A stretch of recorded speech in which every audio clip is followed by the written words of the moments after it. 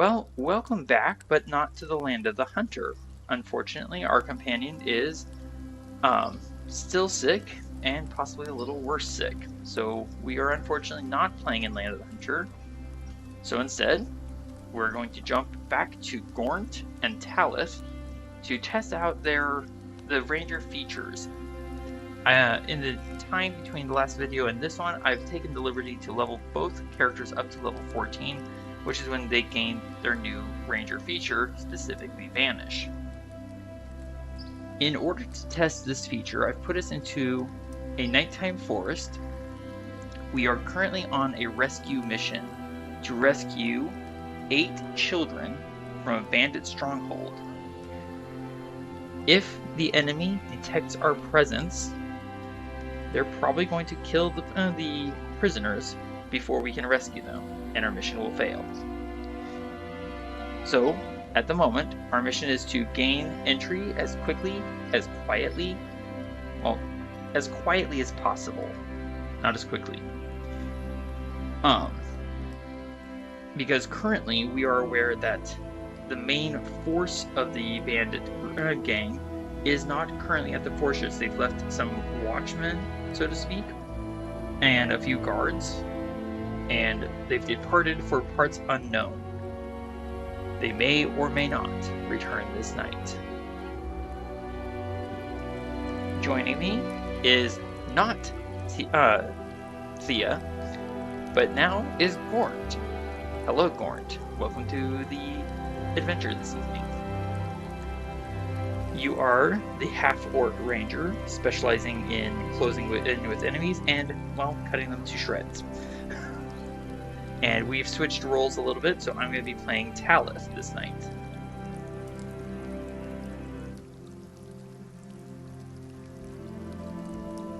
Okay, go ahead and roll initiative for yourself. Okay.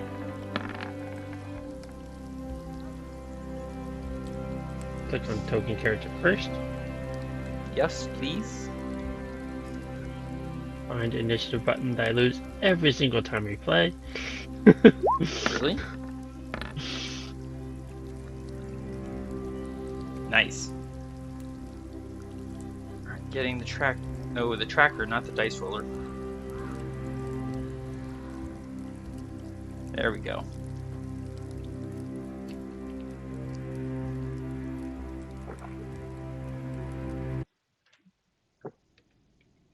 Okay, so these guys are not in play. I meant to put these on the Dungeon Master layer. And I forgot, because they're not important right now.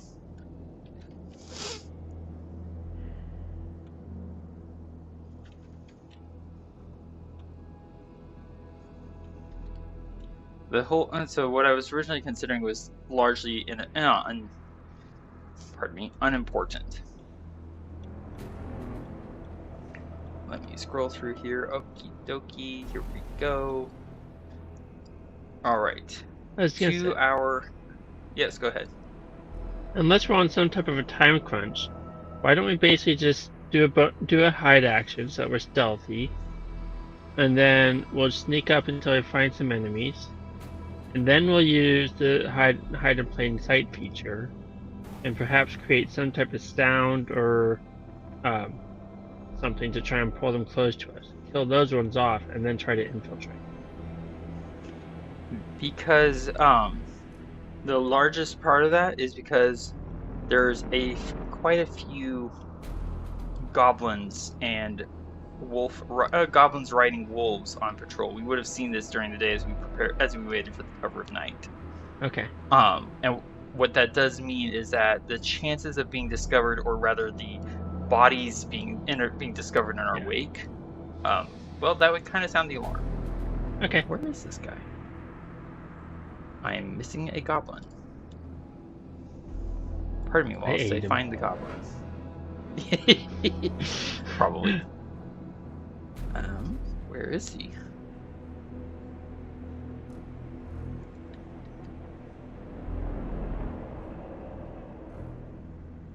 Okay, what is going on here?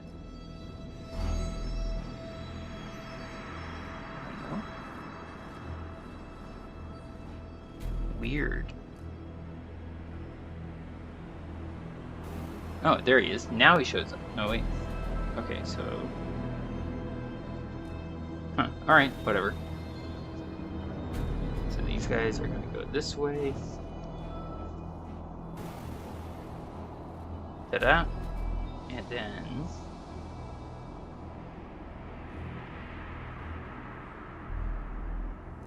Because I don't know if you've noticed, but there are quite a few goblins on our tracker. Yes. Okay. Oh, so that's what? How'd that happen? Okay. Ignore that for now.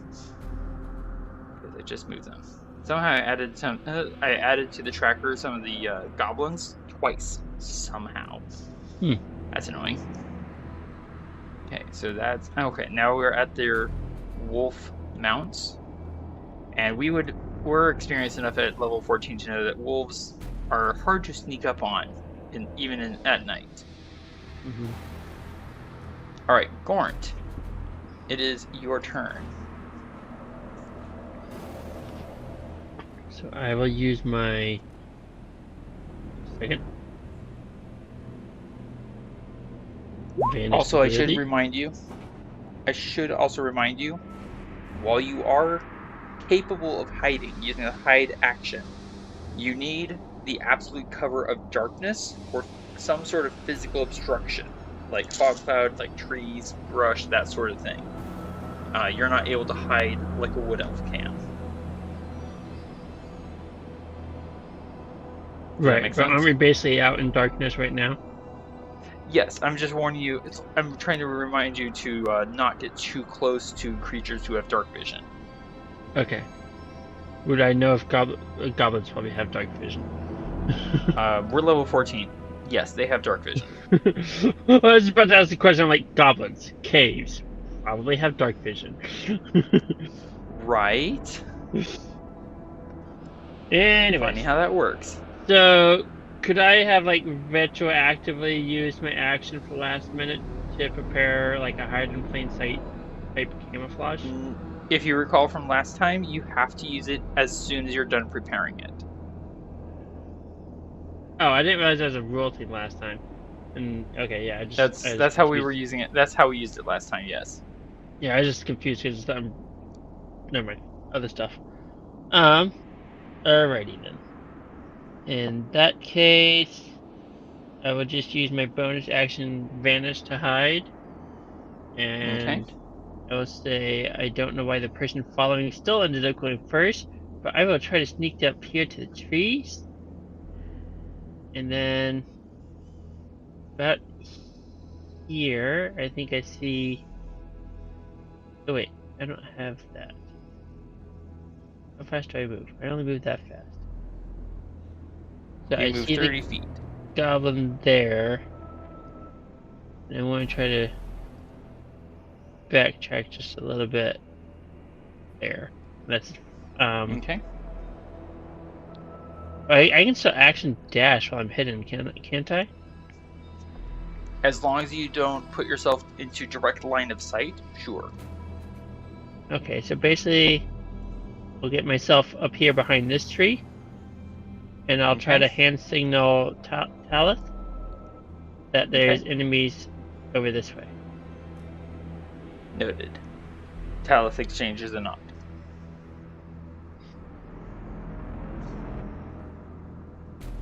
And would you be so kind as to give me your stealth check? That would make sense. Indeed. Now, I assume you're choosing to not leave a trail. Of course. Okay. Do me a favor, roll me 2d6, 2 delta 6, and multiply the result by 5.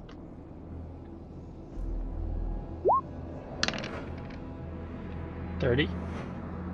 Okay, if we get within 30 feet of a creature, they'll hear us. Make sense? Mm-hmm. Alright, in which case, we move now to Talith. Pardon me.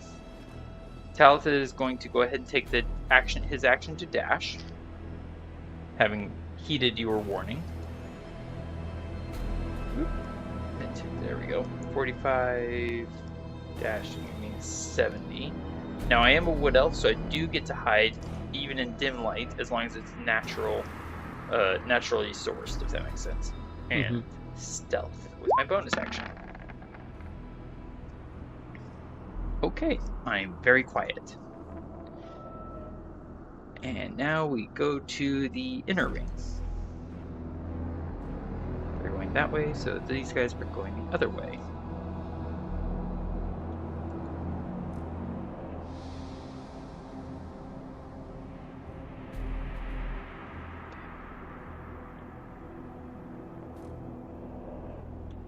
Why aren't you showing up? Okay, now you're showing up. Go figure.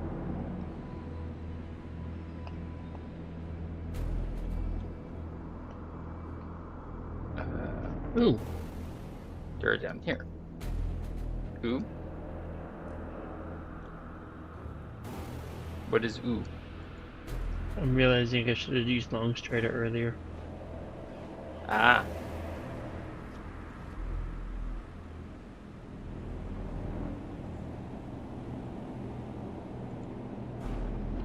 So they're moving this way. They're moving this way. Okay. It does look like there is an opening appearing in their ranks. In the patrol ranks, if that makes sense. From what little we can see. Where are you?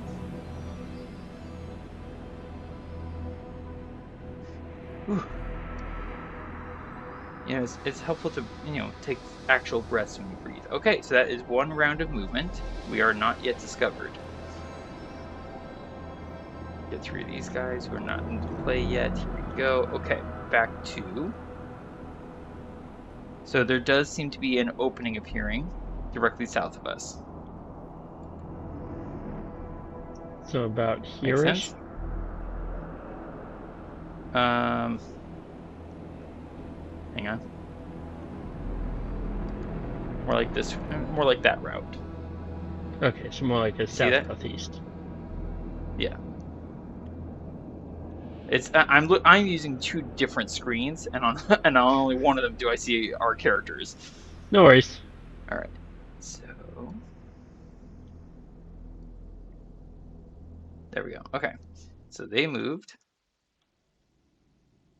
All right.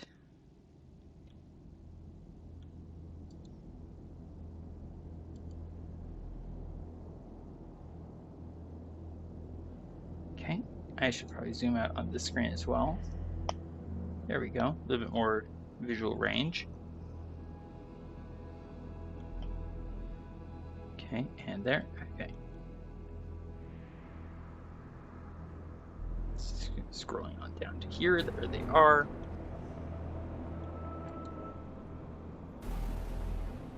There's some snarling and bickering to the southeast of us by a fair distance. Okay.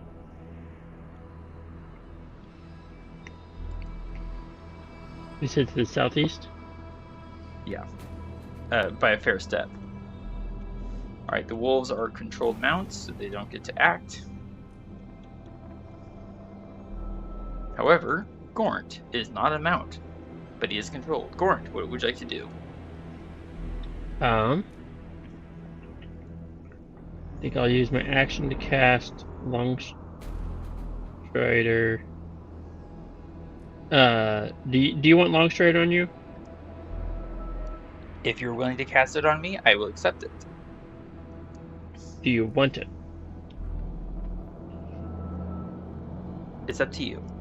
I'm trying to ask... You have control. I know, but I'm trying to ask an actual question. Do you want it? Movement speed is good. Okay. In that case... Lots of movement speed is better. Oh. I'll move over here, so I'm covered by the tree. And I'll cast second level... Longstrider. Yeah, second level Longstrider on both of us.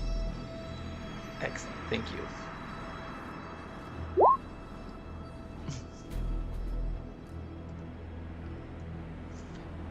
Alright, and you've moved how far? 30 feet. Okay. I guess I So do you have 10 another. more. Yeah, you have another 10 feet remaining as a result. And your bonus action. Which I don't. As you slip by and just kind of amplify our speed, Talus will just quietly whisper, heading for the wall. Guess I'll move about here. And call it Okay. good. Now that bonus action to hide, and this is using land stride to slide through the brush that otherwise would be not necessarily impassable, but both difficult to pass through and possibly have a bit of a thorny issue. Oh, I thought that was a small tree. It is a large brush that you can actually hide behind. My mistake. I thought that was a tree. Do I need to reapply my bonus action hide? If you cast a spell, I will say yes. Okay. And I will use bonus action hide before I end my turn. Excellent. The only way I would say you that came precariously close to a nat 1. So I would say the only way I would not ask you to re-roll your stealth check is if you did nothing on your turn other than just move. No action to dash, no action to cast spells, prepare equipment. Yeah. So that's how I would do it. Okay. Sorry? Is it okay? Yes. Fair. With his new movements, thank you very much.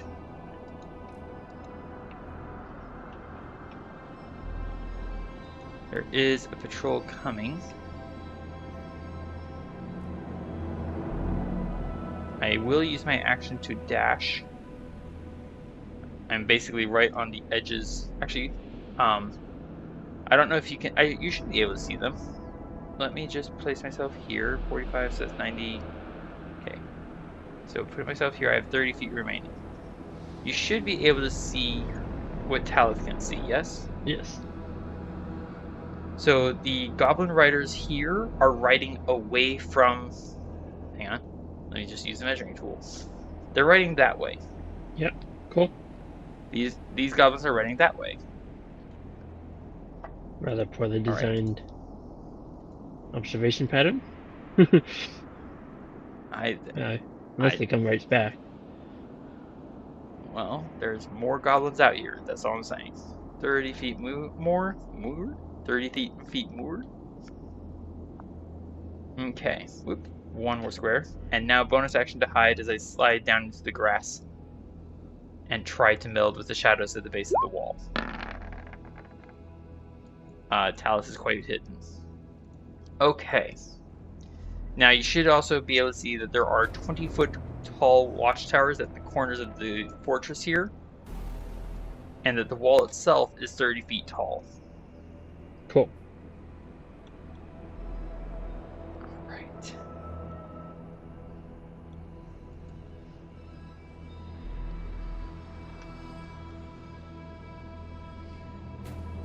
And where are these guys? Where are these guys?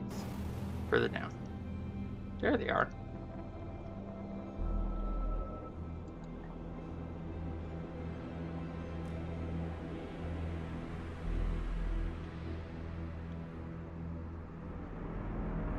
There we go.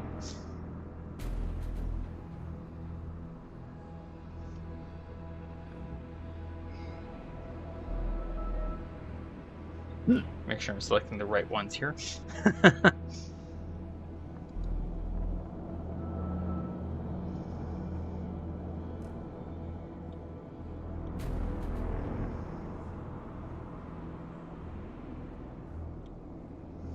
There we go.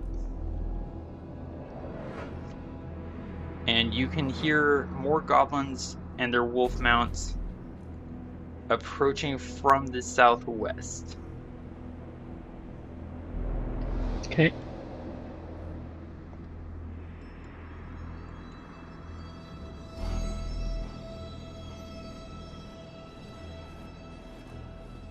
There we go. So they're not piling on top of each other.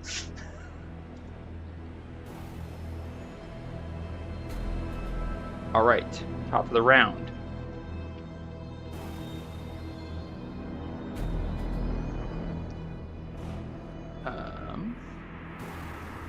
I moved the wrong one over.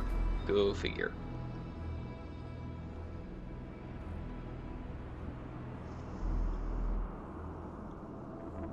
There we go. That's better.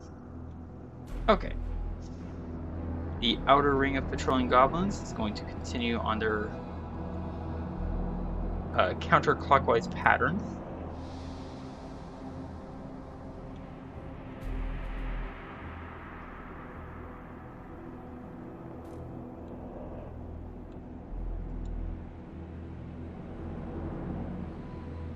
There we go.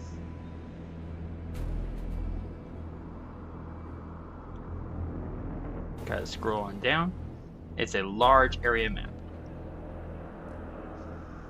Because, you know, you've never seen those before with me.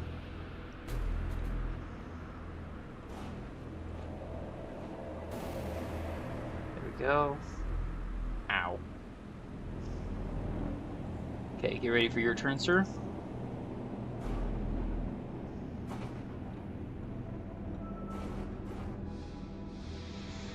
Alright, the wolves are controlled, so we'll skip all of them.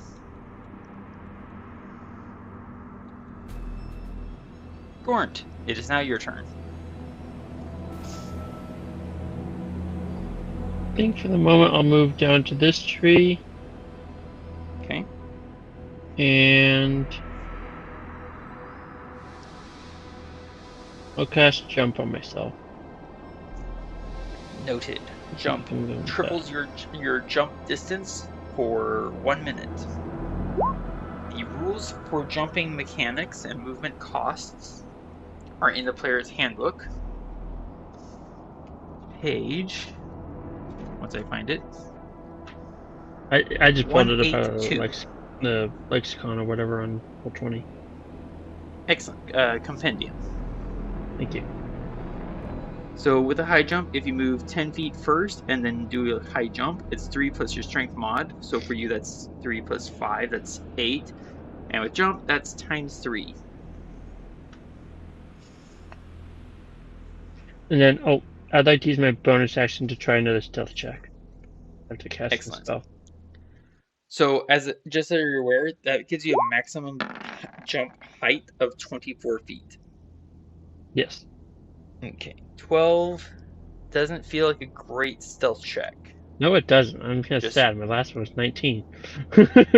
Right. Now you've only moved 15 feet. You still have my brain just farted on me. I do still have. You have 25. You have 25 feet left, and remember, it's only when you get within 30 feet of an enemy that they might hear or smell you. Ow. You were saying? Yeah, I know I have more. I could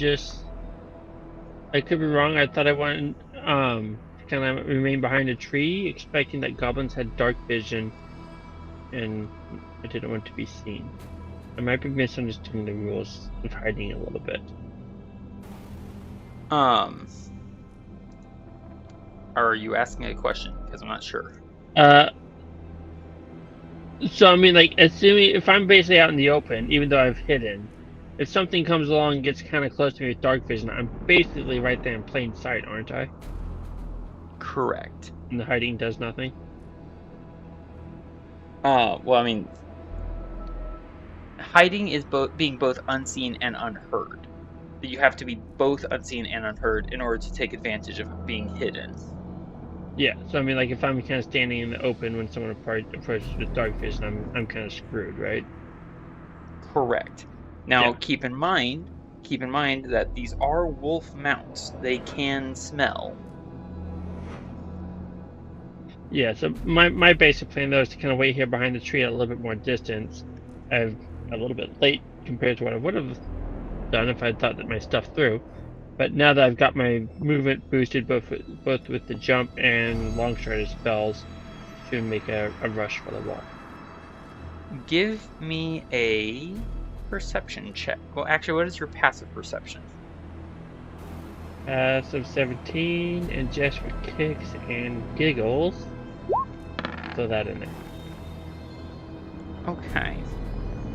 Roll for me 1 Delta 8.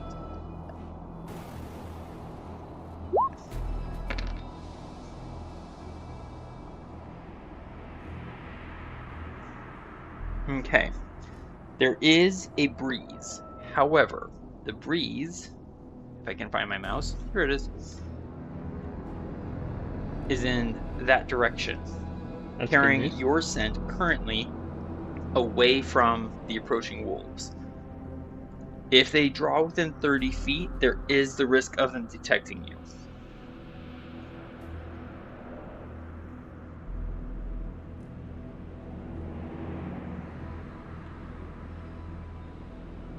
If I can do this, here we go. Circle, linger. So if they get within that circle, they might, the wolves might detect you. Make sense? Mm-hmm. The goblins might hear you or they might see you. With the tree in the way, they probably will not see you. Ow! What I'm trying to warn you is that that stealth check of 12 is not very high when we're dealing with goblins and wolves. So putting a little bit extra distance between you and them might be wise. Should I move back up here then? That would probably give you a little bit more of a buffer. Alright, so you moved 15. Yeah. And then out of 40, so that left you 25 feet. So I used up my 40. Yep. Excellent. And we are only in what, round 3? 4? It's 3, I think. Yeah, so we are currently in round 3, so jump is good until round 13. Alright, so we move now to Talith. Now, I understand that because of the way Roll20 works, it looks as though I'm standing in the light. I am not. I am standing at, well, I'm down at the base of the wall. Hidden with, what was I rolled earlier? 21. So I'm still in shadows. Even though, yes, I know the visual representation says light. All things considered, I'm going to not cast... Uh-oh, there you are. There was a brief audio and visual blink. Are you still there, sir? Yeah, I'm here. I just, okay. I don't know, took a deep breath all of a sudden. No problem. Talith is going to remain where he is for the time being.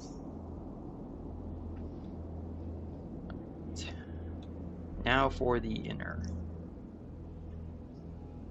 Which I should probably roll up. There we go. Or scroll. I should probably scroll up. I know words.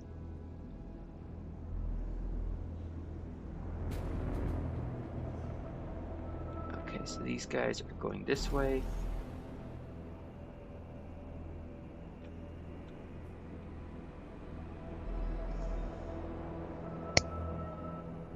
Ow, what was that? Sorry, clipping off an annoying little mess up in my fingernail. Ah, your microphone picked that up extraordinarily well. Sorry. Oh, you're fine. I was just surprised. Alright, and where... Oh, there they are. Okay.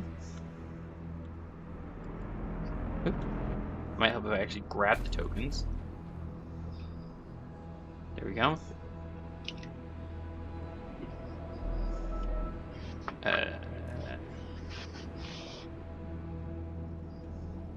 Wait. Didn't I just move these guys? Oh, no, I did not. Okay.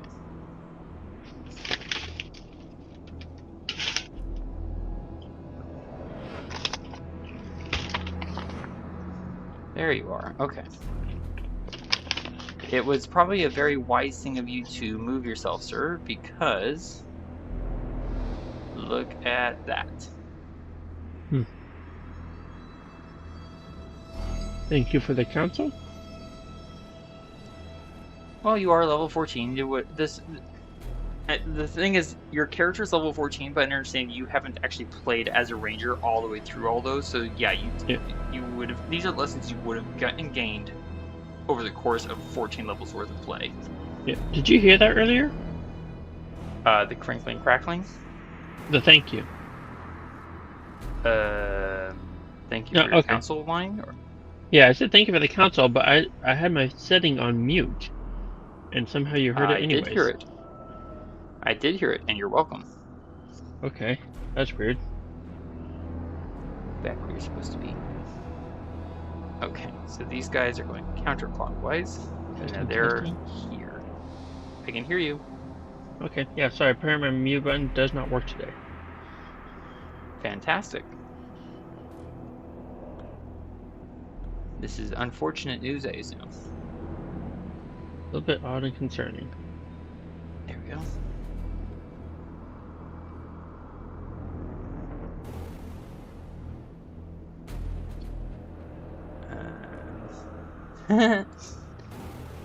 Didn't notice this earlier, but one of the goblins basically fell off his wolf mount.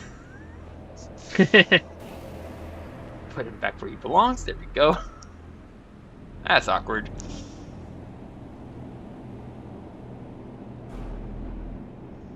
There we go. Your turn's coming up, sir, so get ready. Oop, where's my mouse?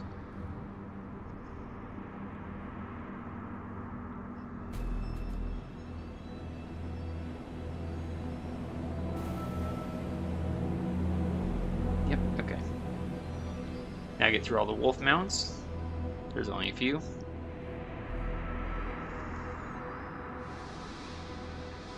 Gornt, it is now your turn once more. Alright. So if you... I don't know if you can see, so let me check. Okay, yeah, you can see. So this pair of... well, fine. This pair of goblins is going towards the east. This pair of goblins is going towards the west. Does that make sense? Yeah, it's kind of just unfortunate timing, but I get the impression I basically want to wait for that gap to open up again before I even try to get close. Very well. Since you're not doing anything, unless you're maybe moving.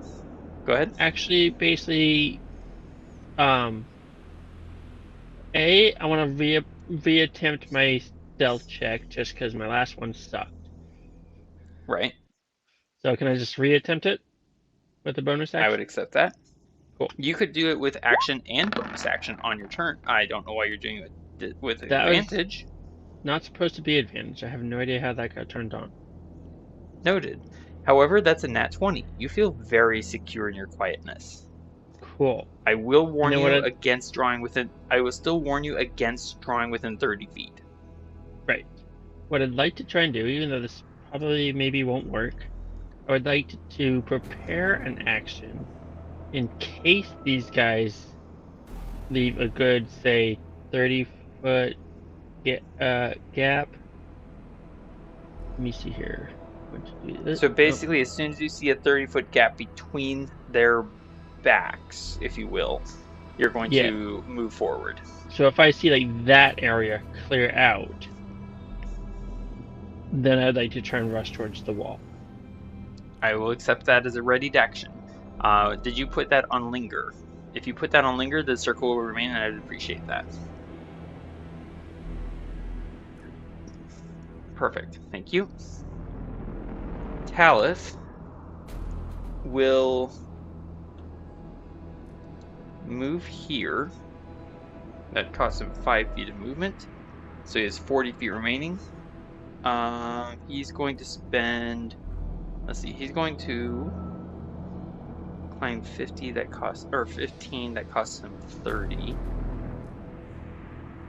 Talith is going to climb 15 feet up the wall using the climbing movement speed. Can I click around circle? Sometimes you can, sometimes you can't. I've had mixed results.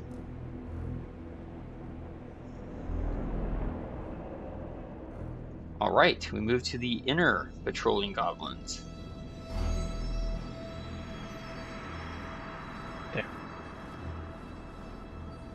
Excellent. Thank you, sir.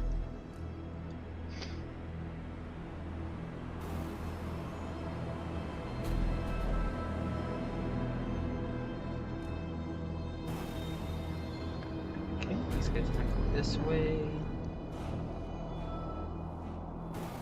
There we go.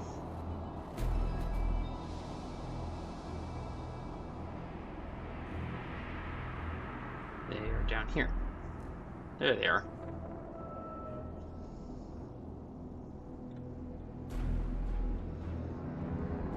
Hooray, did not leave the goblin behind this time.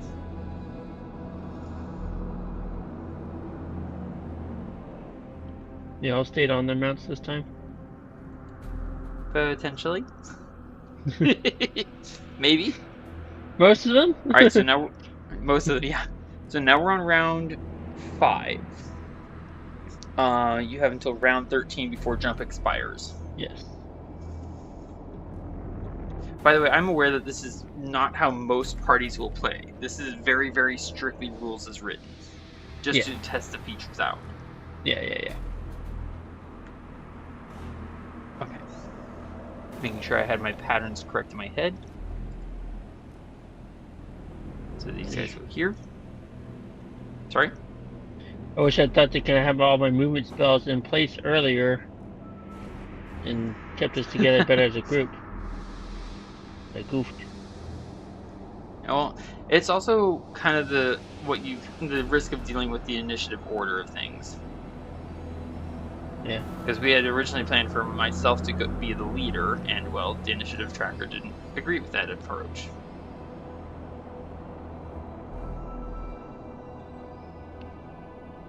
Okay. Now where's this guy? Down here.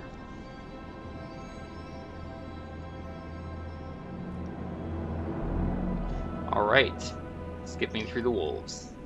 La la la la la.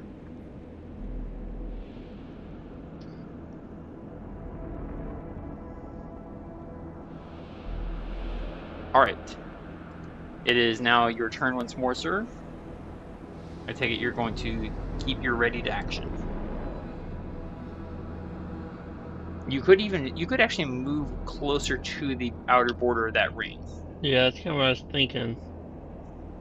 And then ready your action. I will not call for a stealth check if that's all you do.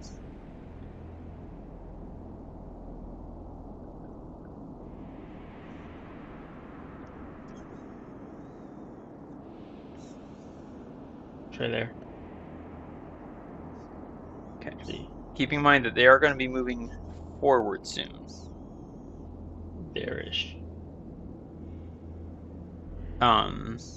If you click on the gear wheel for your character, you can come down and put an aura on yourself. That's a 30-foot aura. Oh. So basically, you don't want enemies to draw within that green field of yours currently. Yeah. Does that make sense? Not without a tree between us, at least.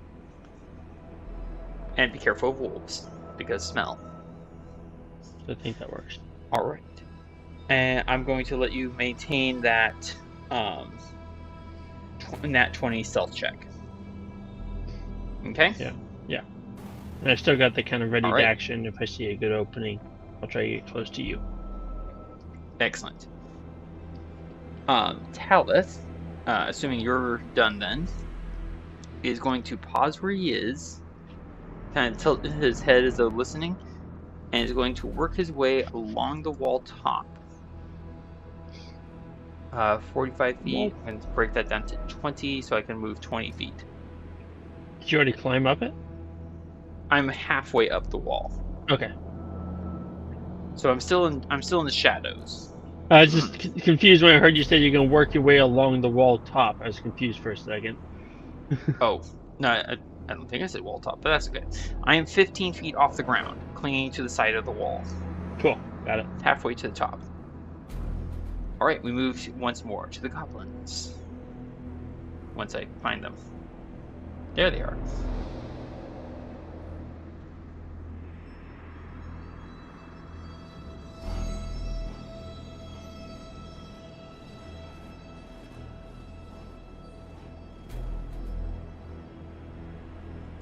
Oh, might help if I actually grab the tokens. And here they come. You might note that there are more goblin riders approaching. I don't, actually. I don't see them. Oh. You would hear them. They're off to the southwest of you. Thank you. You're welcome.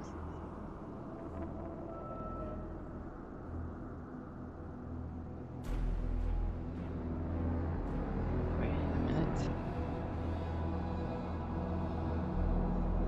Yeah, okay. Making sure I'm getting my order correct. There you are.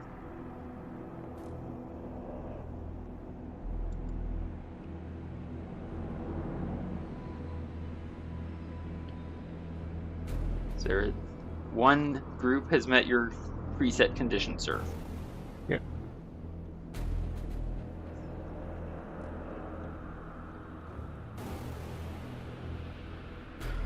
All right. Back to the outer ring.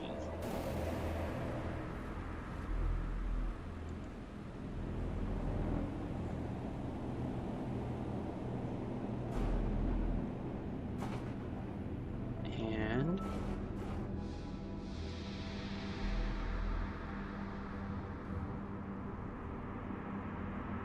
good call on that positioning.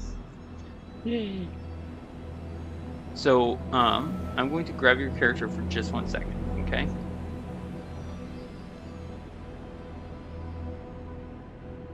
Okay, yeah, there is not enough room for you to trigger your readied action. I just wanted to check with the aura. So I appreciate your patience.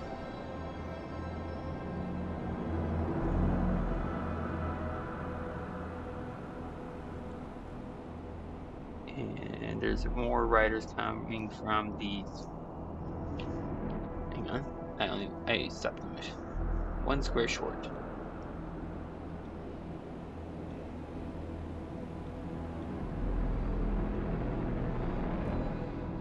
What was that you were saying earlier about not a good watch pattern?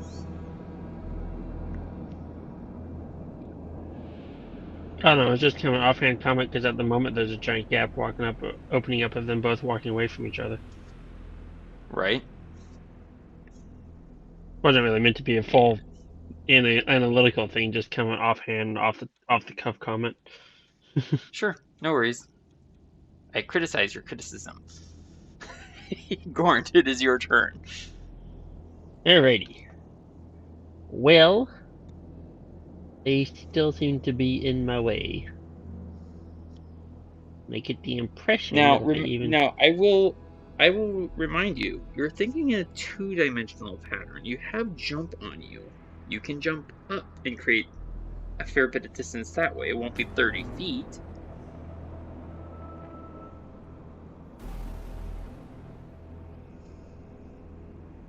But you can think about this. You can think about this field in a 3-dimensional term. I can tell what you're suggesting. I just don't know that it would work. In part because if I climb up a tree, I don't really see that I'm going to get the 10 feet of movement I need to make a good long jump. Which would limit me to... Well, you could ask if you see a tree branch suitable enough for you to use. Just a second.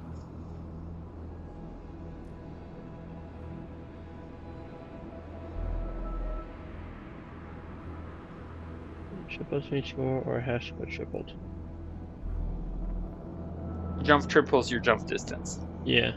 So in theory, if a running jump, I can get 60 feet long jump, or 30 feet without a long jump, or without a running start. What was that second half? Sorry. So 60 feet long jump with a running start, 30 feet long jump without a running start. Okay. You're talking long jump. Yes. What about high jump? So you 20 could feet. jump up in, 24. you could jump up into the tree. If you find a suitable branch, run forward along the tree branch and jump forward. Very monk style, if you will.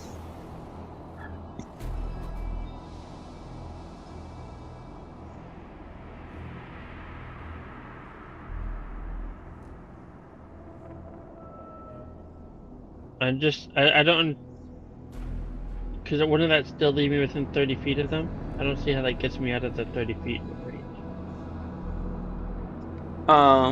If you, let's see, because I'm trying to think about this somewhat geometrically, somewhat.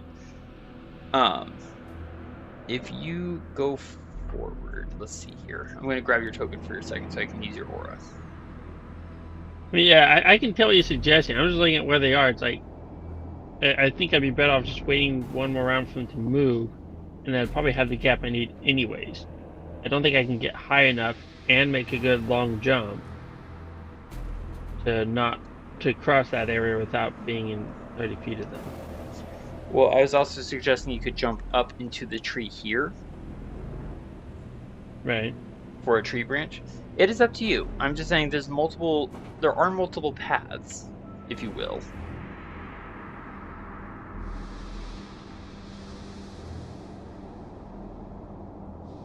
But like I said, it's up to you. I think I'll just fight and stay where I am. I don't quite see how that working out. Very well. Talith is going to climb diagonally and slip up over. Oops, maybe I should grab my token on the player screen.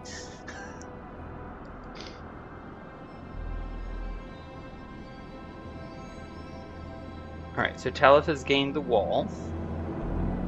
And because of that, I'm going to put some tokens on the map. Okay. Let's see here.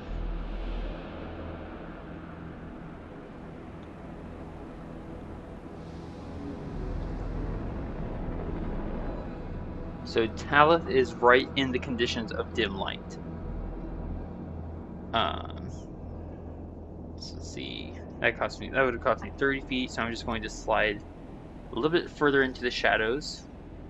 Ooh, and find a staircase down into the courtyard. And there he will wait. Alright. Let's see how well the goblins are doing. Or moving.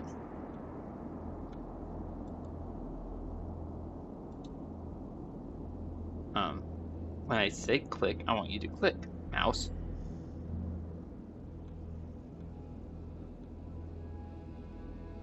I would try and help you out more. Oh, you know what else you could do to help eliminate the issue of dark vision at least? Fog cloud.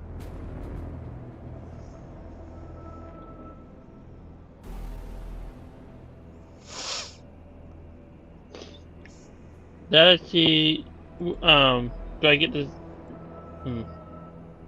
Does fog seem natural to our environment, or would they not expect them to get suspicious about that suddenly coming up? Well, that depends on whether or not they see it appearing. If it just kind of glides, like if you cast fog cloud into a spot where they can see it appear and then spread out from a central point, yeah, that might seem a little suspicious.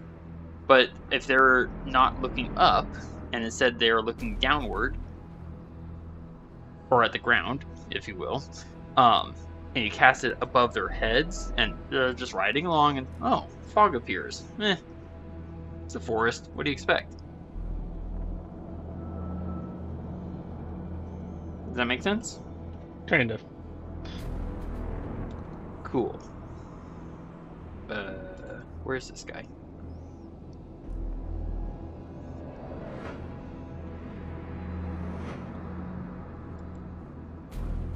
Okay, and to here.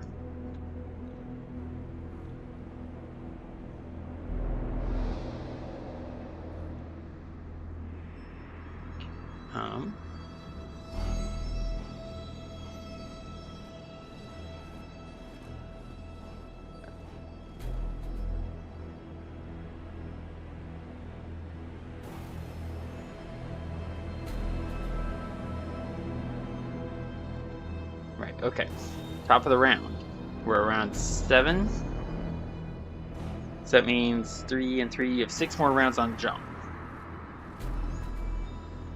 Right. These guys. These human bandits. That was not on purpose. Ignore that roll. My bad. Okay, passive perception. Not high. They do not notice Talus slipping over the wall top. For the moment. Okay. I guess I can make these guys visible now.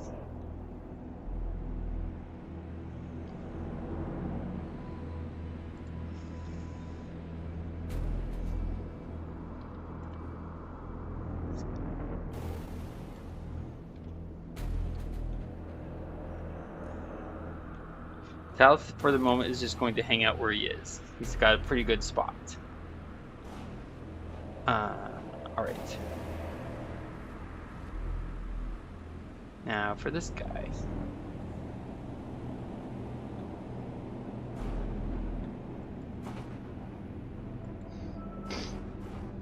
There. Oh, right. Put you there. There we go.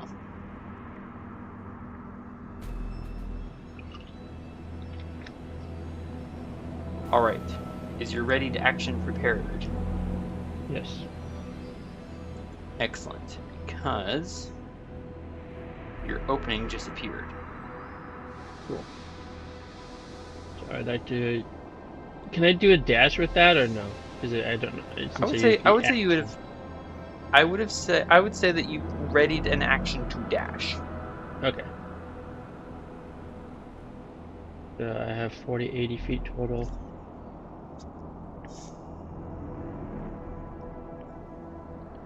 The only thing is that once you end your movement, you will not be hidden. On your turn, you'll have to roll your stealth check. Make sense? Kind of. I just thought since it's only the movement, I would still be hidden. If you use your action to dash, wow, that's an incredible amount of movement. How far did you go? About 80 feet. It says 85. Did you mean to end here? Yeah, because what it was is like my original consideration was to go here, but since that would have involved going through one of these 2 squares up right above it, and as I, after I'd already kind of clicked that waypoint to measure, I decided I wanted to go to one to the left. Yeah, I technically basically measured wrong, but it should still come out to 80 feet moved. This button.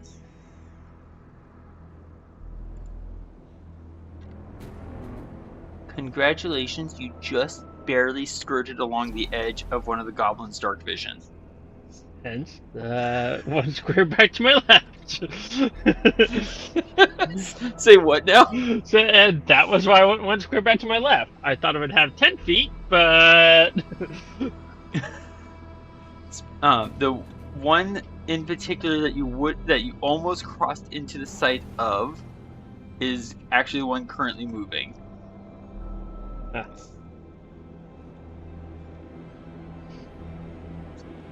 But there we go. And if you would not mind deleting out that blue circle, since it's no longer necessary. If I can figure out how to click on it. That is valid. There we go. My thanks.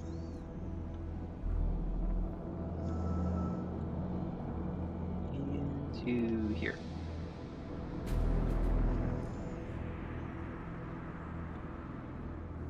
Yep, okay. The wolves are controlled. Oh. It might help. Advancing the initiative tracker would probably be easier if I was clicking on the button rather than just beneath the button. Alright, Gornt, it is your turn. You are not hidden. If something draws close to you, you'll be exposed. At the moment, this is actually something I was going to mention for both of us. These are wolves. We are crossing directly in front of them. Ordinarily, let's say a rogue or a fighter were doing this.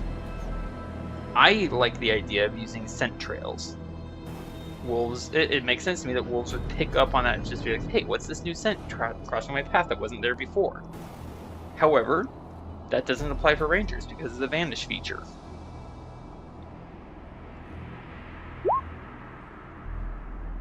Because you leave nothing behind that can be tracked by non-magical means.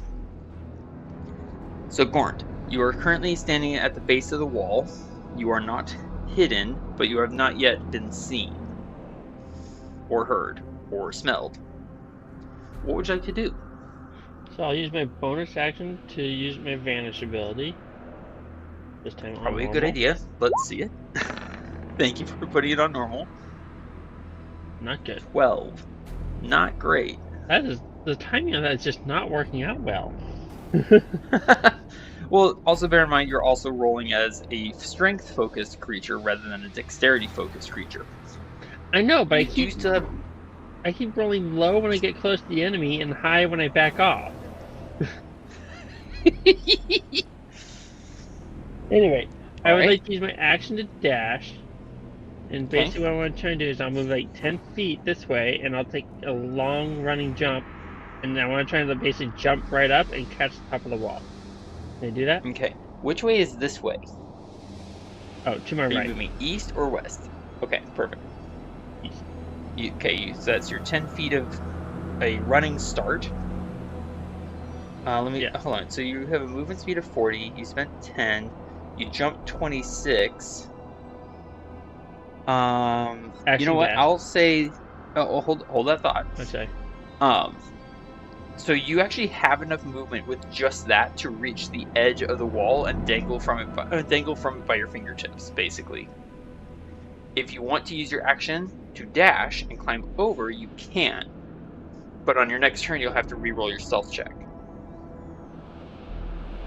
I mean, you'll probably re-roll it anyways. Yeah, it's up to you. That's what I'll do. So I'll come up on the wall here. And I'll try to get over closer to Talith. Okay. And obviously crouch down low. So I'm going to position you just a little bit further, kind of like on the edge of the stairs, so that we can gain sight down into the courtyard. There you go. All right. So in this courtyard, you see a pile of not very fresh meat, barrels of supplies, a paddock, with a bunch of children gathered in it, who's kind of like gathered together, huddling each other while they're being mocked and scorned by the goblins. There are 3 goblins and 2 wolves surrounding it. There is a well of presumably fresh water over there.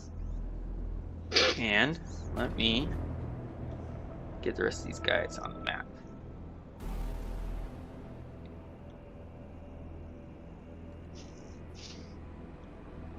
There are a few human bandits. For the time being, we're going to ignore the outer ring of goblin guards, watch riders, and just focus on the interior. That was fun. All right. Question. So, answer. Is there a wall between the inner courtyard of this place and basically the wall that we're standing on, or is this more like an open air courtyard that you can see into from the wall? Open air or courtyard that you can see into from the wall. Okay, so basically these, I guess, human bandits on the wall can see in here. Yes?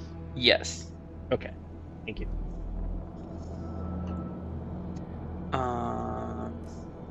They are currently just kind of relaxed and just chatting and mumbling. It's pretty late night for them. Gornt, seeing this situation, what's your call? Shall we start eliminating enemies? I was trying to think on that.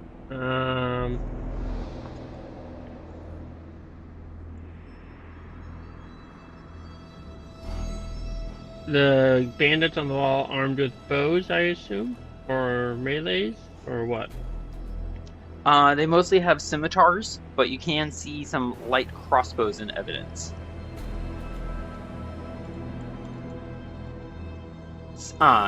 Basically all the goblins and the bandits, they all have both a melee and a ranged weapon.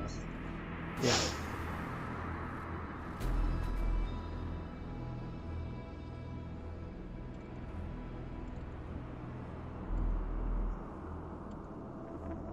I will use...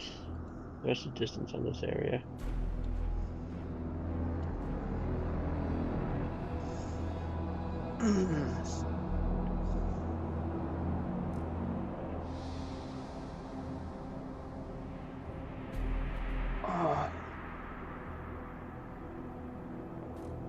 Remembering that you already used your action to dash.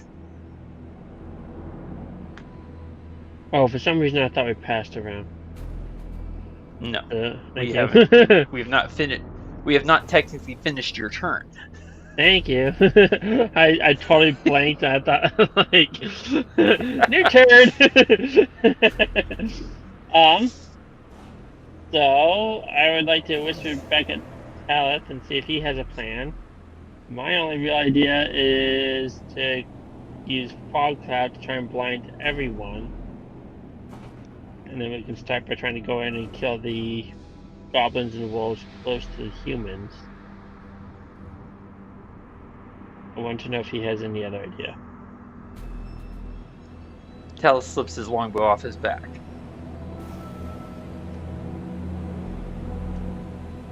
I can hit 4 of them. That's okay. Can you kill 4 of them in one shot? Let's find out. Talus is going to use with his bonus action. Alright. So, I roll the attack roll as normal.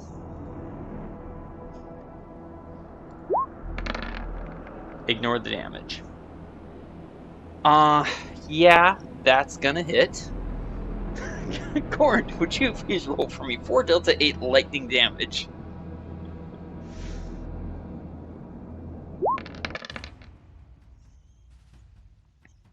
The wolf is barbecued.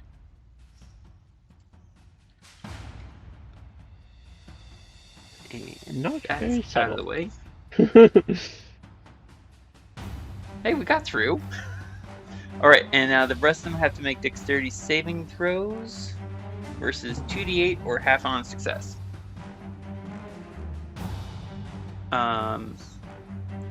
So basically, because of the way we've been doing this, we've not been in combat until just now. All the turn taking was just to help measure movement, distance, etc. Okay. As well as to figure out who's moving when and where. Alright, so 2 dex saves for the goblins. I'm not sure that changes for anything, but okay. I'll explain in a moment. Cool. Okay, so one is going to... Okay, they're both going to succeed. And then for the wolf, dexterity saving throw. Because there's only one wolf left. Okay, the wolf fails. Gornt, please roll for me 2 delta 8. The wolf's going to take full damage. And not quite die. But be very hurt. And the goblins both succeeded, so that's 3.5. We'll round up to 4. Alright, and then I'll use my Horde Breaker ability and target the nearest hobgoblin, the nearest goblin to the children.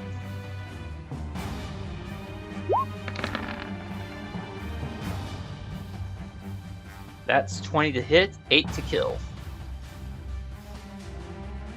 Alright, now I'll use the rest of my volley to attack the other 2 remaining in the circle. So goblin next. And then the wolf. Well, the goblin gets a nat 1. The wolf gets hit with by 19 for 13 damage, and thus death.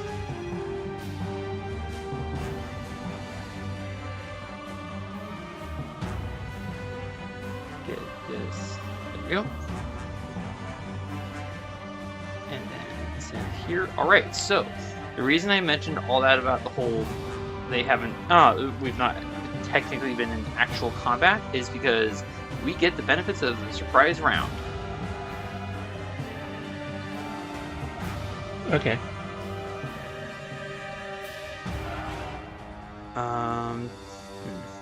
Aleph is going to move in this direction to right about here. So, actually, hang on. Having taken the, oh no, I used my bonus action already to, that's right. Never mind. I was going to hide up here in the shadows and I remembered, oh yeah, I used my bonus action to do lightning arrow. So I'm going to slide it past you down the stairs. To about here. And this will end Talith's turn. And these creatures are all surprised. They're like, wait, what? Alright, so now we're going to go into actual combat. So these guys are all surprised as mentioned. So they do nothing. Sorry? You don't what? No wait, I guess I was just confused. That I got, I don't know. I'm not understanding how the surprise round is working out on this one. Basically, up until Talith's next turn, basically until round 2, they do nothing. Okay. So they are all of them going, hey, what? Wait, where's the lightning coming from? What's happening? What? Gornt, it is your turn, sir. I think I'm gonna come over here. You know, it just occurred to me that my first shot. Oh wait, no, that was lightning arrow. Never mind. My first shot with the lightning arrow should have actually been an advantage. Oops. Continue.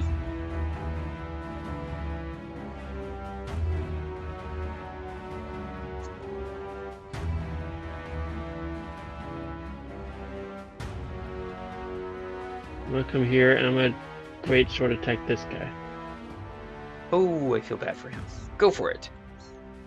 You have normal advantage as you come. You have advantage because you're coming out of hiding. Thank you. You're welcome. Great. You know what? I'm gonna turn on Great Weapon Master. -5 to hit for +10 to damage. I feel kind of bad for this guy. Oh, not that bad. 13 -5 on the other hand is going to be 8 to hit, which is a significant miss. Extra attack, normal or advantage? Extra attack will be at normal.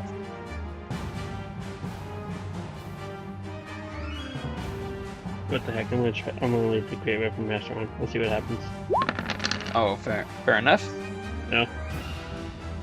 12 -5 is 7 to hit, which is not so good. Alright, anything else for Gornt? Massively disappointing roll. You are... Yeah? Second, check his spell. Nope, that does not work. I think that's basically it. Fair enough. We move to Talith. Talith is... double checking.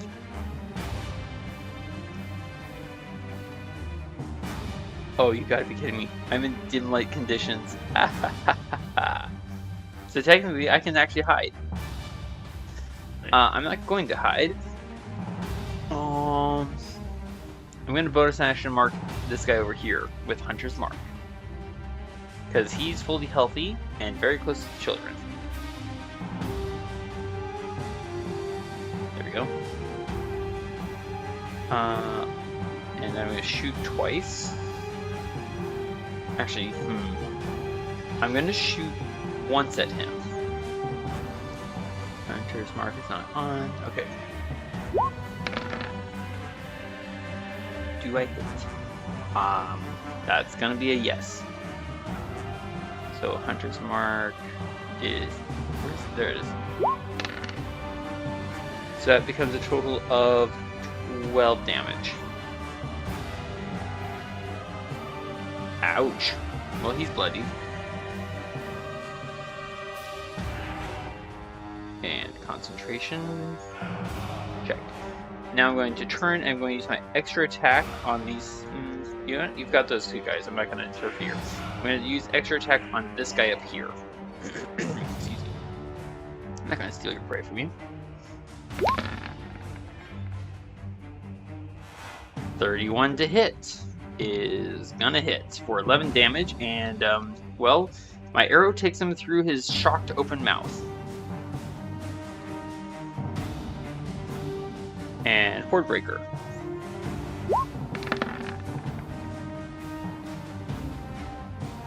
$23 to hit for 6 damage, not death.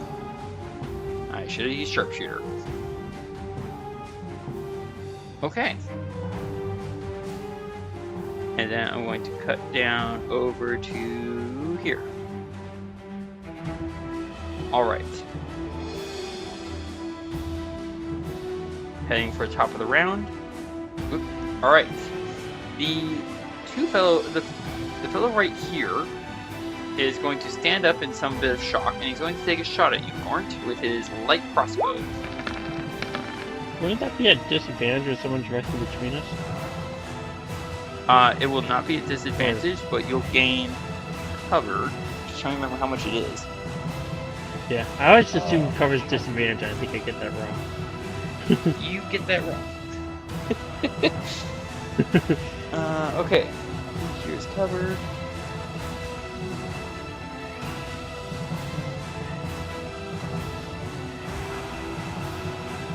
You're thinking half or half?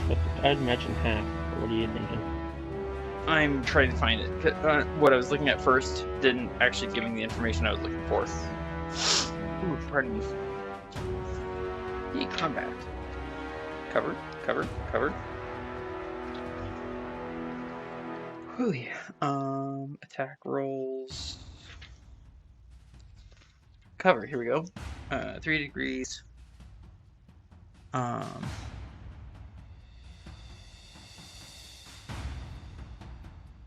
Okay, so technically on page 196 you have half cover, which is +2 to your armor class. So 18, but I roll a 19, so you're going to take 6 damage. Oh.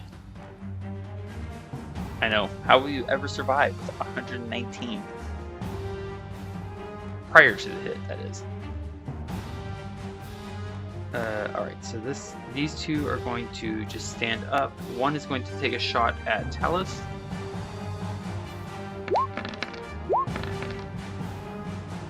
Nope. That's not gonna hit. This guy's going to take a shot at Talith.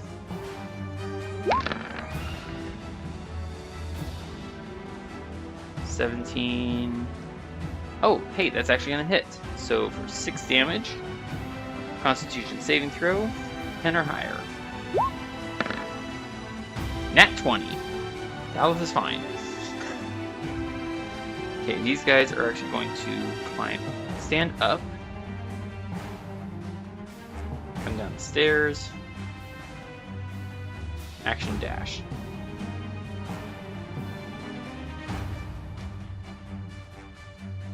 Oh, I got that wrong, but that's okay. There we go.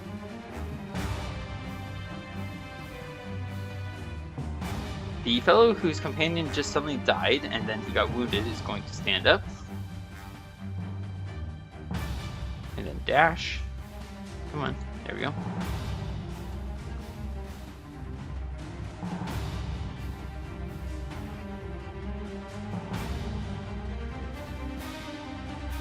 Alright, and this fellow is going to stand up and take a swing at you, Gornt.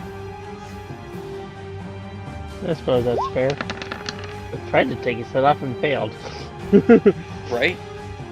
You do not get cover from this because he's, standing right next to you. So that is going to hit you for another 6 damage. This guy is the only goblin, well, one of the only goblins left alive. He's gonna come here, and he's gonna take a shot at Talith. Oh, that's gonna hit. For another 4 damage. 10 or higher for the con save. No, Hunter's Mark goes away. Dun dun dun! Hunter's Mark, go away. There it is. Okay, so we're going to ignore the outer patrol for now. There are wolf mounts. Gornt. It is your turn. How tough and burly do these bandits next to me look? Not very. I'm gonna go for a new frustrated plan. I'm gonna try to grab the guy next to me and just throw him over the wall to my left. So outside. Give me an athletics check. Oh no!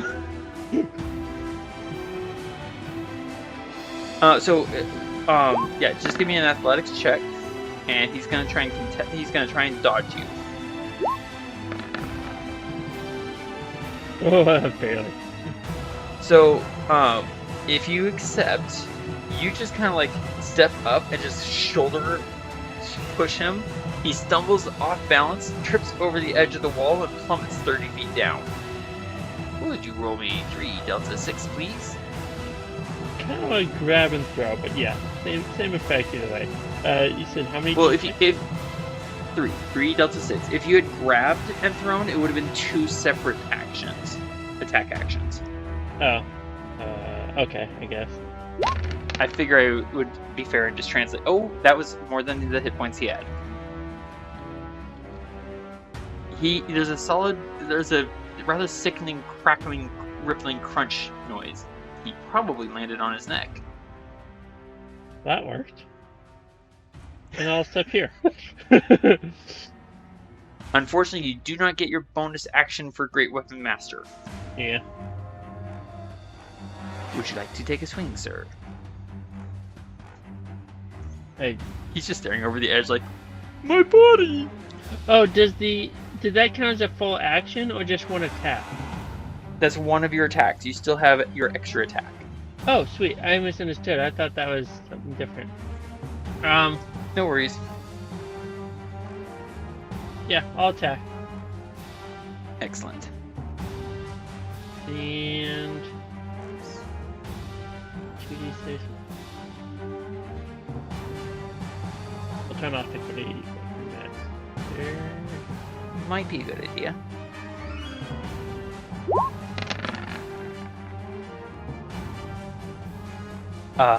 That'll hit.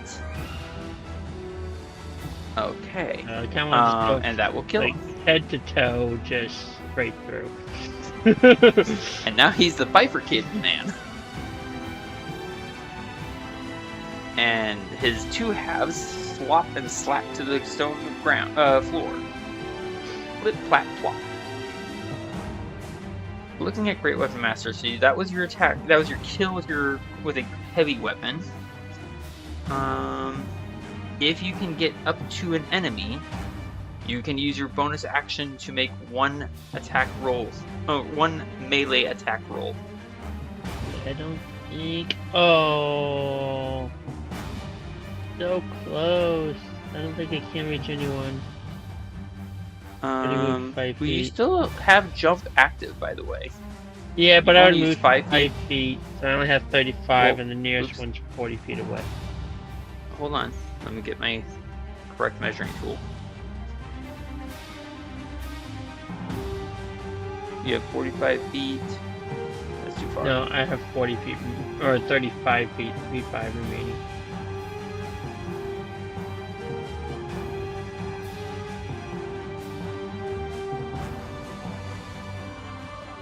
Wrong way. There you go. How much did you say you had left? 35? Yeah. think I'll just Yeah. have to move there. That's as far as I can go. Okay. Unfortunate. Okay. In that case, we move to Talith. I don't like the fact that there are these two bad guys heading towards the children. I'm going to trigger two attacks of opportunity.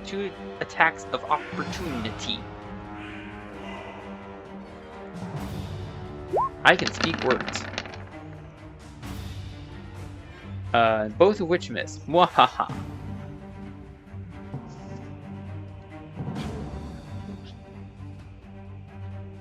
Alright, so now I have no attacks at disadvantage. I'm going to target these two.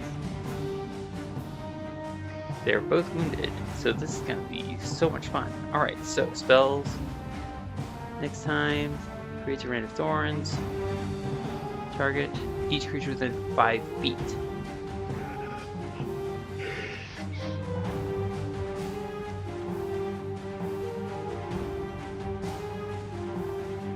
Okay, so that does mean the kids would be safe. Alright, Hail of Thorns, I cast. I believe this is the one you wanted to see last time, and I kind of messed it up for you, so please allow me to make it up to you. Didn't want to almost kill you last time. I was not near death, just so you're aware. I thought you were down to like 20 or maybe 40 hit points. Hail of Thorns would not have killed me. Yeah, either way. Alright, so in addition to the normal effect of the attack, the targeted attack and each creature have to make a dexterity saving throw. We're just doing the chat. Oh, this. Momentarily, I will. So that's 26 to hit, plus 9, or 4 9, excuse me, 4 9 damage. Would you. I'll roll the dexterity saving throws. So here's for him. And not him. Dexterity saving throw, there we go. Alright, well the goblin is going to succeed. Would you be so kind as to roll for me 1 Delta 10?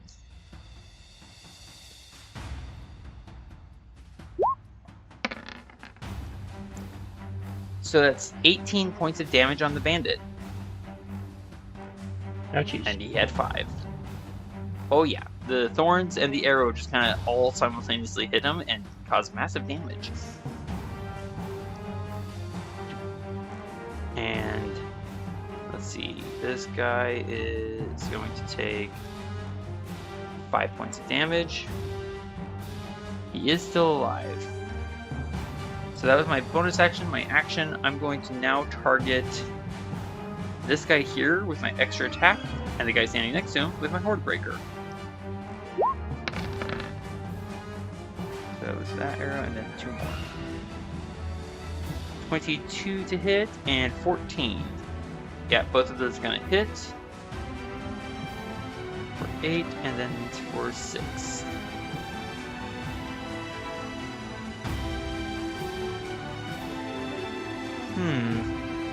Alright, so that was 10 feet. Alright, and that was the end of my turn. This guy is going to dash.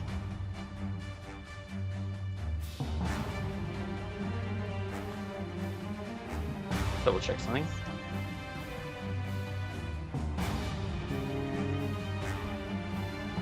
Okay.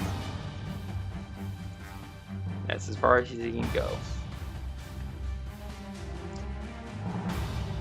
Right. And then he's going to try and hide. Actually, no, he can't, because he's not. He just. He's not. He's in dim light. He's not in darkness.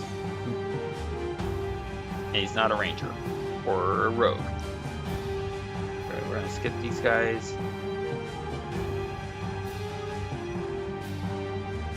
All right, the bandits.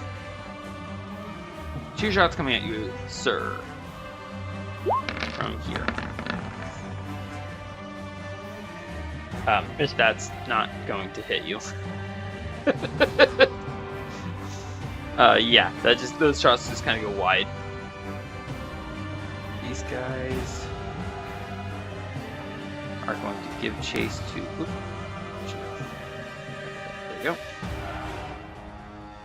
Okay, this guy. There he is. He's going to dash. And dash.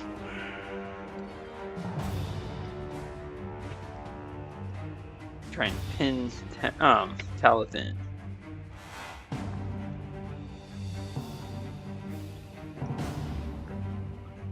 And this guy.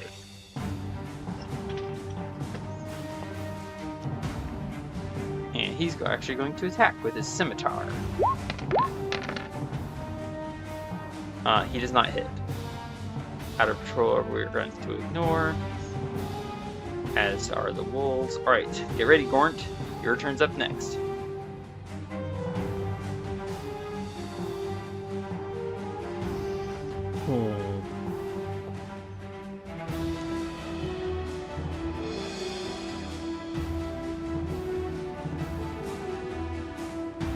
My turn now, or are you still doing something? Oh, your turn now. Sorry. Okay. The only thing I was doing was taking a drink. I'm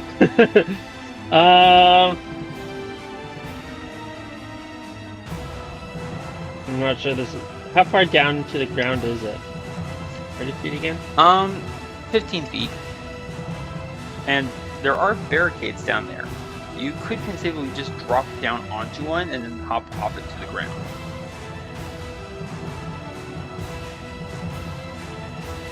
I'll try something a little bit wacky.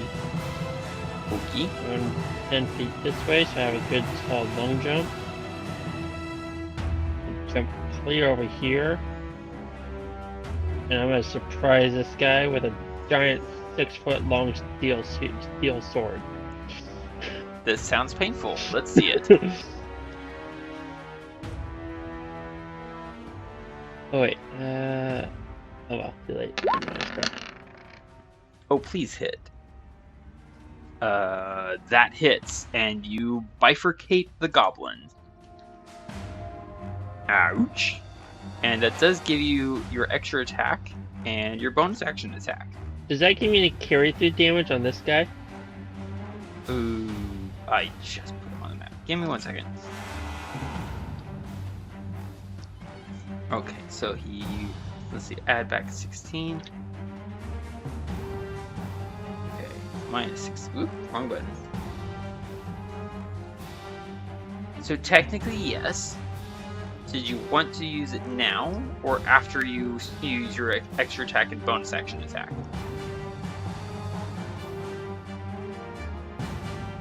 I don't understand the choice, but I guess now. It doesn't matter. Okay. In that case, he's dead.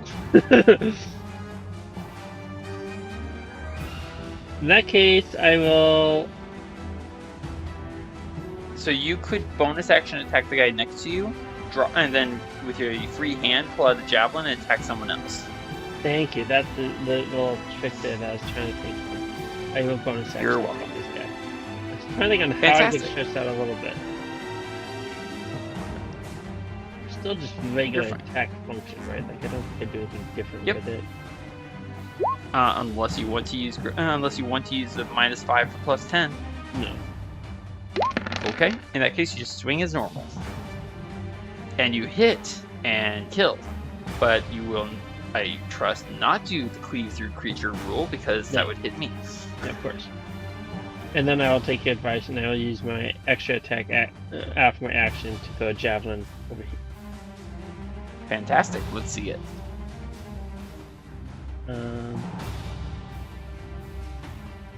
Yeah, I'll throw it there. Take the distance. Okay, That's within 30 feet of me. We already know that. That thing. Perfect.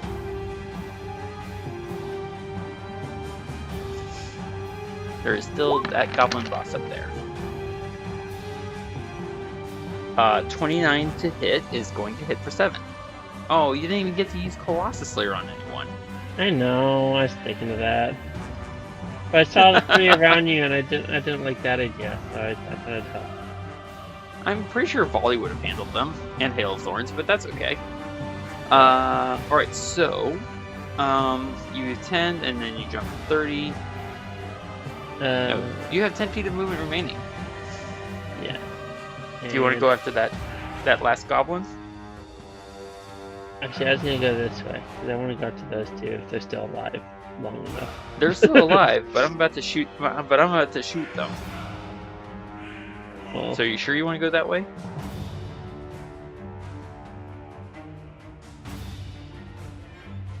okay, I guess I'll go this way. Trying to help you out. There you go. And speaking of helping you out and shooting someone, I'm going to shoot. Yeah, I'll go ahead and do another Hail of Thorns.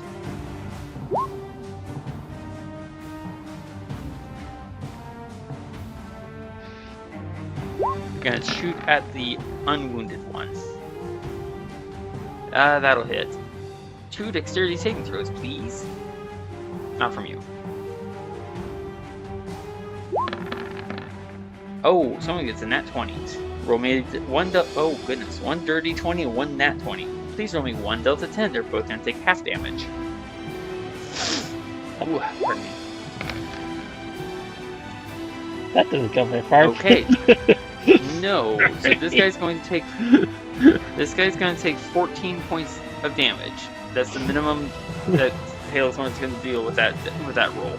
Yeah, because it still gets your regular. So he weapon dies. damage, right? Yeah. I'm sorry. Because it still gets your Yes, regular. it does combine. And then this guy's going to take 1 point, and I'm going to use Horde Breaker to attack him.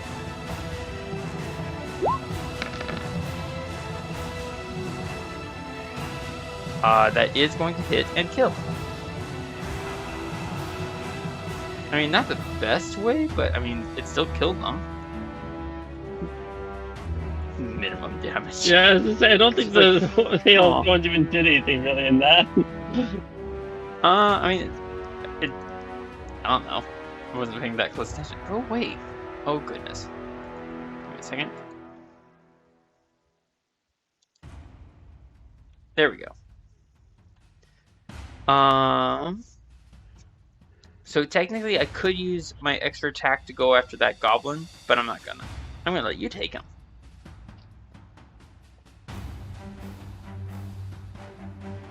Actually, it might help if you went ahead and did, because then I can go after the prisoners. Actually, that's a good point. I will go after the prisoners. Okay. So that was his movement. Open the character sheet. Alright, so he's gonna take a swing at you, sir. Pardon me. It does hit. I get a 17 to hit. Which is going to hit you for 6 damage. And you get a +4 to your armor class as he's going to use multi-attack.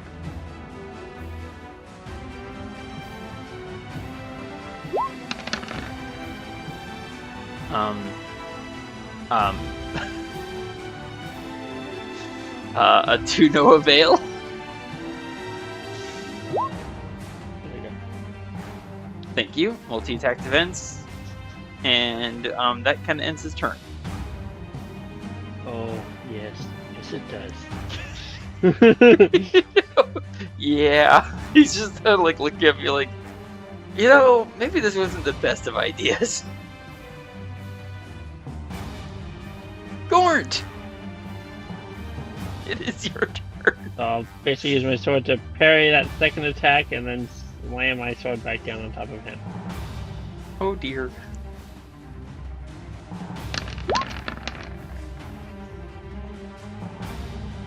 Uh, 13 to hit. Does not hit. Dun dun dun. And extra attack.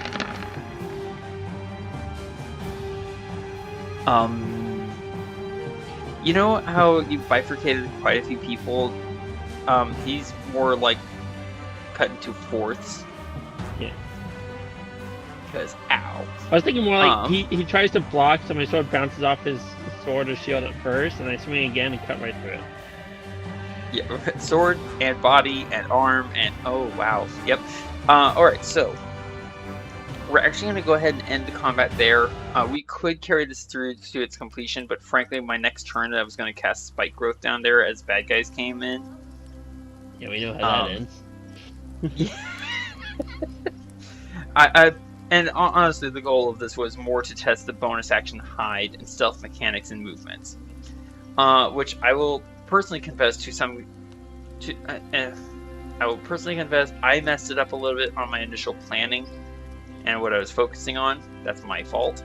But overall, you actually did a really good job being flexible with me. I appreciate that.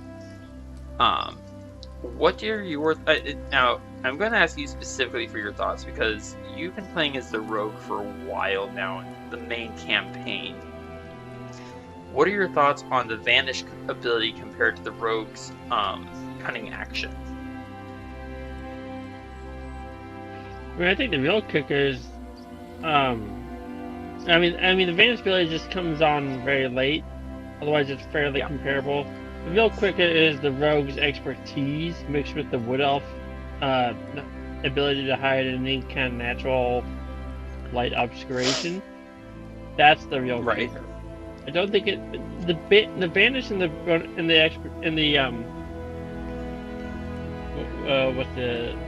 bonus action. The bonus action to hide plus leaving behind no trail. No, I think on the rogue's version where the cunning action. Cunning action. Thank you. I'm blanking on the name. Bonus action hide, disengage, and dash. Yeah, I'd say mostly comparable. Frankly, aside from the fact that it just comes out much later for the ranger. I know you do like the scent feature, that kind of leaving no trail. I don't imagine that coming up usually quite as often with most games. For the most part, no, it does not. But yeah, I just don't imagine that coming up usually quite as often for most games. Well, unless you get that tricky DM that does like to throw the dogs in. To be fair, oh thank you. I think you just called me a tricky DM. To be fair, to be fair, most games don't usually get to level 14. Yeah, like at all. Even the published ones. So, I mean, I personally kind of regret that the bonus action for the ranger comes on so late in the game, and the leaving behind no trail, unless you choose to, that really does largely come down to the DM you're working with and how much they're paying attention to the world and certain creatures, their ability to smell, see tracks, that sort of thing. Yeah. Pardon me. So, I mean, rules-wise, world-building-wise, I do consider Vanish to be a potent ability, but it is dependent on the DM's recognition of it and use of it. Yeah. And also whether or not you even get to level 14 at all. Yeah. Technically, yes, it has the potential to be more potent in some ways than the rogue's ability. As a general guideline rule, I would say it comes on fairly late, and honestly, the real kicker I think really more lies with the expertise, and combining that with the wood elf on the rogue really helps. I mean, if someone plays as a wood elf. But yeah, that's what I said. If you combine it with a wood elf thing. Yeah, that becomes the wood elf. Honestly, for my preferred classes, the wood elf is one of the best sub races out there. Kind of impressive, especially for rogues and whatnot. Yeah, I had hoped to find a way, and this is kind of why I got messed up in the beginning. I had hoped to find a way to incorporate the bonus action to hide with hide in plain sight. And that's something I was thinking about trying to do earlier, and it kind of got jumbled in with my planning for this little encounter, and that's kind of why I caused some confusion when we were first starting. That's my bad. The main thing I was confused about, I thought outside of the games, I thought we had previously talked about the Vanish ability, not the Vanish ability, the hide in plain sight being able to prepare the camouflage and then take the action hide at a time of your choosing. We've talked about that as a homebrewed idea, but according to the research I've done, the intention is not written into the ability. The intention is to use it as soon as you're done preparing it. Oh, okay. I misunderstood that about it. I thought it was more. Obviously, it does make sense that you need to be applying camouflage in the time that will be appropriate for wherever you plan to hide. If you go in, if you're applying natural foliage and then don't use it until you go into a building, yeah, I can totally see that making sense of, oh, no, never mind, you don't get it now. Right. But if you're in the environment, I don't know, I thought it did make sense to kind of say, if you have a reasonable expectation of what environment you'll be hiding yourself with, and maybe the DM could throw in an expectation of like, do you plan to hide on stone, in the grass, next to a tree, whatever? You have to choose in advance to get the basic style of the camouflage you're applying to yourself, and then be able to apply the hide later at a time of your choosing, if you're in the appropriate space. I think that would make a lot of sense. I could see that. You do run the risk of some players trying to make it be, well, in this little pocket of my component belt, I'm going to have this disguise material prepared, and then this component pouch, I'm going to have this disguise prepared. Yeah, but because you'd have to apply the camouflage to yourself to use the hide and plain sight. So I would think you'd have to say no, it's if you want to basically apply this material and have that action ready to go in the moment when you do choose to hide, it's you need to pick one. And you better be standing next to the appropriate environment when you do try to use this, otherwise you get nothing. Well, no, I get what you're proposing. I'm just saying I can see how there are players with their various personalities who would be I'm going to prepare different camouflages for multiple different environments, not expecting to apply them each all the time or all at once, but just have them all prepared and then probably try to switch them out as they move from one environment to another. I can see some people trying to game it that way. Overall, though, I do like the idea that you're suggesting. I think we have a confusion in concept. Because if you prepare these hypothetical pouches, are you anticipating that they would still need to spend a minute later to apply the materials to themselves? I wasn't thinking that far about it. I was more thinking if I understood your initial suggestion to be basically just having disguises prepared for whatever environment. Oh, excuse me. Yeah, we got a slightly misconception between us. I meant in terms of this kind of prepare it and then use it later. I meant you need to basically set yourself up with kind of a medieval ghillie suit or something like that, or body paint or whatever that's going to be specific to what it is you intend to hide. And you basically set it up on yourself. This is not an option of prepare a pouch and 2 days later you have a chance to use it. Well, I understand what you're saying. I do, but I can also see how there are some players out there who would try and bend it the way that I was saying. Yeah. So I'm not trying to argue with you about it. I can see where it could go erroneously. By the way, would you do me one quick favor and just go ahead and roll your Colossus Slayer for the damage on that last goblin? Kicks and giggles. D8. Exactly.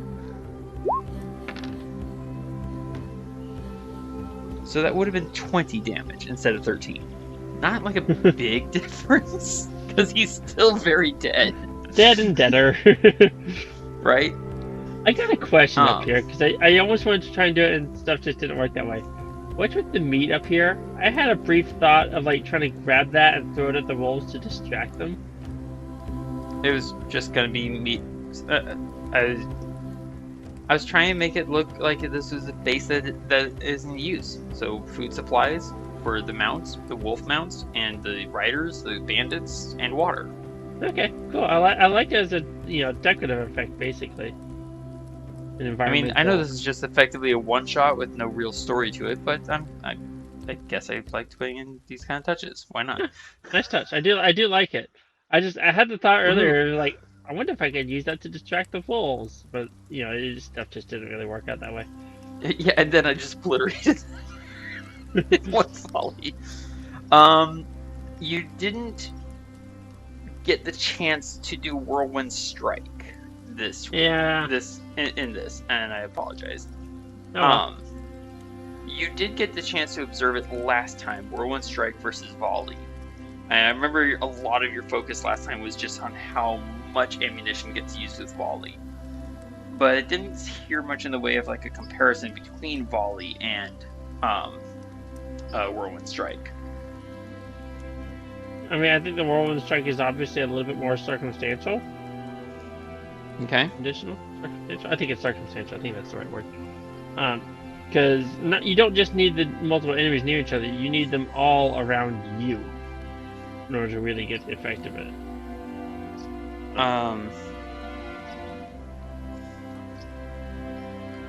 Double checking. That's not the right page, and I almost went the wrong way. Because I think at one point we were talking about it in concept, and it's like when you play Whirlwind Strike, it's like you can't start it hitting one creature, move a little bit, hit the next, move again, hit the next. It's like you yeah. By the way, I typed the name in wrong. It's actually supposed to be Whirlwind Attack, not Whirlwind Strike. My bad. And there's also the fact that it is only creatures within 5 feet of you.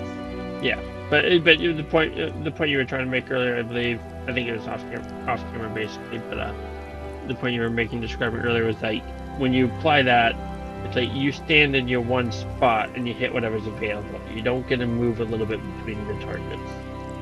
Correct. Now, technically speaking, there is, I don't know when this would ever happen, but you could have creatures, wrong measuring tool.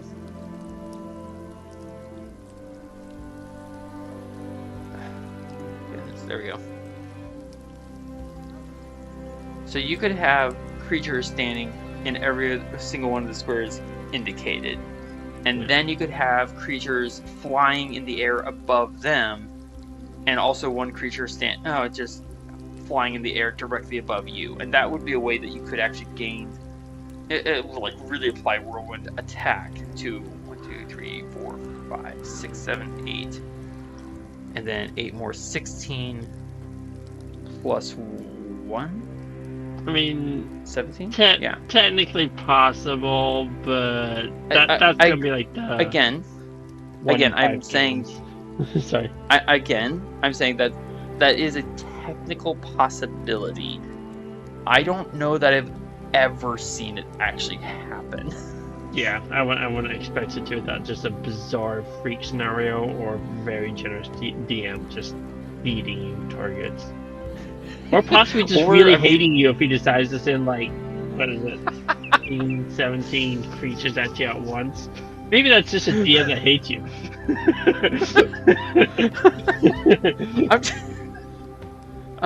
Yeah, that could get interesting. So on the one side, it's like, yeah, you get a chance to make all those hits. On the other side, it's like, okay, now they all have like triple attack, and you didn't kill them all the first time, so now you got like 16 creatures or whatever. I think it'd actually be 15, but either way. Now they're all gonna attack you at once with 5, 3 6, attacks. 7, 8. So 8 to surround you, and then 8 standing on their shoulders, and then 1 standing basically on your shoulders. 8 and 8, 16 plus 1, 17. Oh yeah, I'm just gonna. Either way, yeah. Technically, you could get that many creatures within range, but yeah, either at that point they're all weak things that you're hopefully gonna kill quickly, or possibly the DM just hates you and sent like, I don't know, 17 different raptors or flying, I don't know, whatever creatures that attack you. I don't know. If you don't kill them all quickly, then that's a DM that just hates you. I mean, honestly, there's a part of me that wants to try it.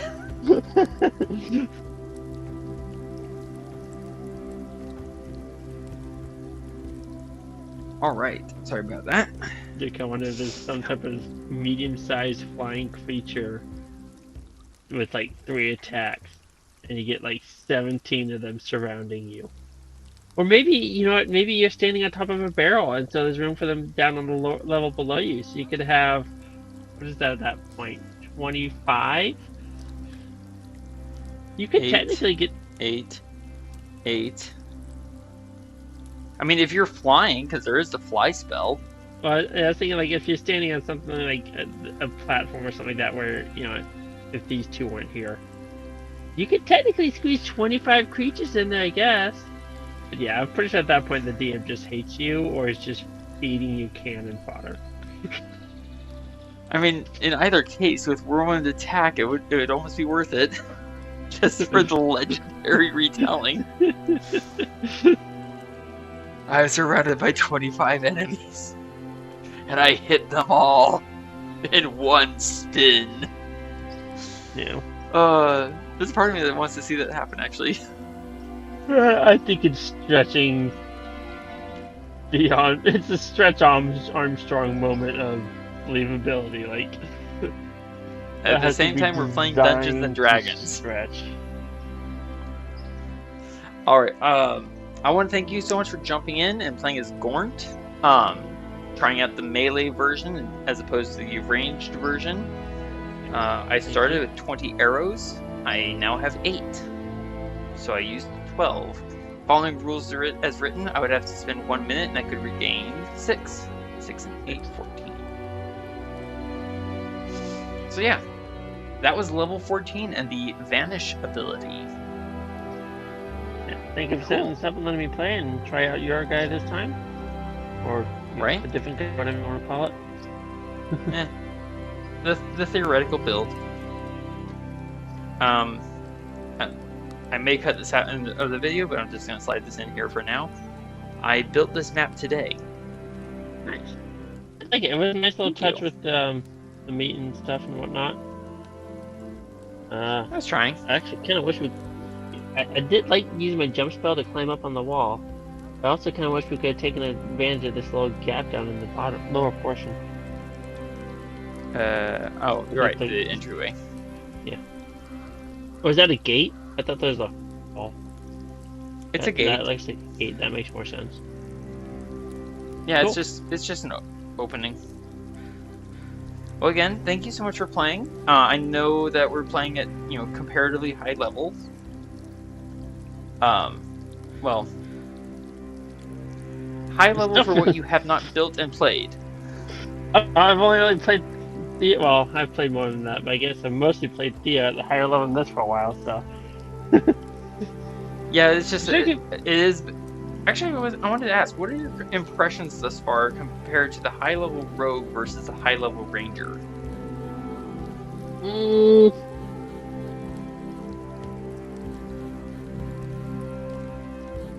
I don't know. I think I do kind of prefer the ranged in general.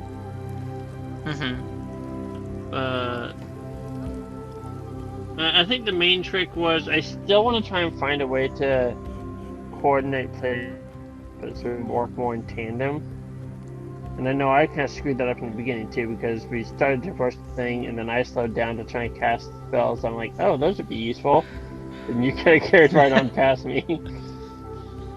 The other problem with trying to work in tandem with others is simply the initiative order of things. Right, but I mean, like, there's moments where it's like, oh, it's like, okay, we're kind of approaching, and like, I had to slow down to... Ow, what are you doing? It's like you suddenly leaned much closer to your microphone or something, you got very loud. Nope. Very odd. You good? Beg pardon, what were you saying? You're much better now. What was I saying? I mean, as noticing that little aspect there where it's like, I kind of slowed down at one point to cast my spells, you got up on the wall, and then you kind of had to stop and wait for me. Right. That was kind of my bad. I didn't, I knew I might want the jump spell at some point, but I just timed it bad. Sure.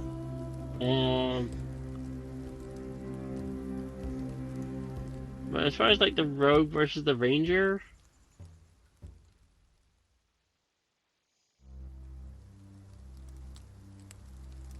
it's tricky.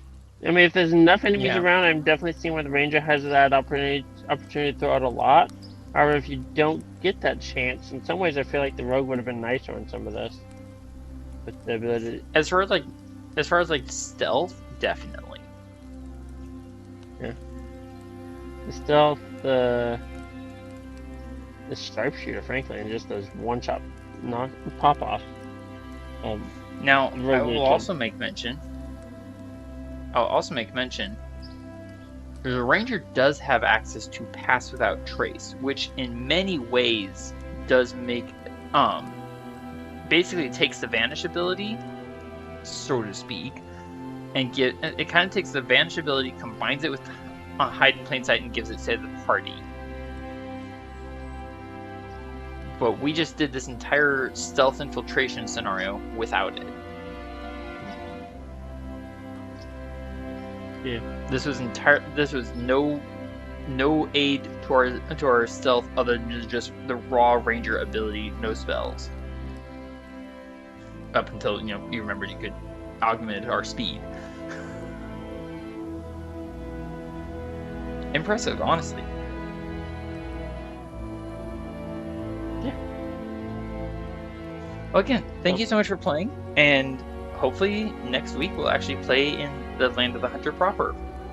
Yeah.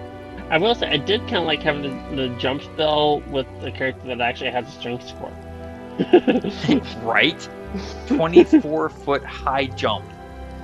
I'm not going to climb the wall. I'm just going to appear at the top of it. Yeah. 30 or 60 foot long jump. Like. Oh gosh. Yeah? So, like, yeah, you put that on someone who actually has a decent strength score. I like that idea. Oh yeah. Oh yeah. Just, someone did point this out to me once. Like, let's say you had the jump spell on a strong character and they just jumped straight up. Okay. How do they handle the landing? Well, at what point is it that it does damage? Is it 30 feet? No. If you fall 10 feet or more, you take 1d6 of damage per 10 feet fallen. So if you just stood and then jumped straight up 24 feet, if you have no means of landing safely, you would cause yourself 2 Delta 4 damage on landing. I get that technically. Personally, I would say, like, you know what, if someone can jump that high, they can handle the landing. I'm going to assume they're coordinated enough, they're managing their body mechanics right, they can just take that landing. And then I can see it going either way. Yeah, on a more Sorry? If you've Hello? got the strength, yeah, can you hear me? Now I can. You cut out for a second. That must be the internet. But sorry, what I was trying to say is, like, technically, it does sound like if you're able to jump 24 feet up and you come back down, you should be taking 2d6 technically. Personally, I would say, like, if the character's got that capacity to jump that high, I would just give it to them. I'm not giving fall damage for, like, they can, because you think about it in an actual technical sense, like actual physical. On the ground when you jump up. You're cutting in and out a lot. Sorry, I don't know what to tell you. No worries. But Ultimately, I think I can just see it going either way. It depends on the DM. Yeah, I was just thinking, like, I'm not 100% sure about this, but I would think, technically speaking, if the amount of force you exert on your feet in the ground when you jump should be the same as what you get when you come back down. I think. In a world of magic, I'm not going to enter into a physics debate. I'm just gonna put a cold stop to that one. All right, thank you so much for playing and jumping in and trying out the melee build. I know it was a little clumsy at the beginning, and I appreciate your patience in dealing with me sorting through my different scenarios. Yeah. In the meantime, have a great night, and hopefully we'll be back to Land of the Hunter next week. All right. Thank you for setting it up and letting me play. Absolutely. And signing off.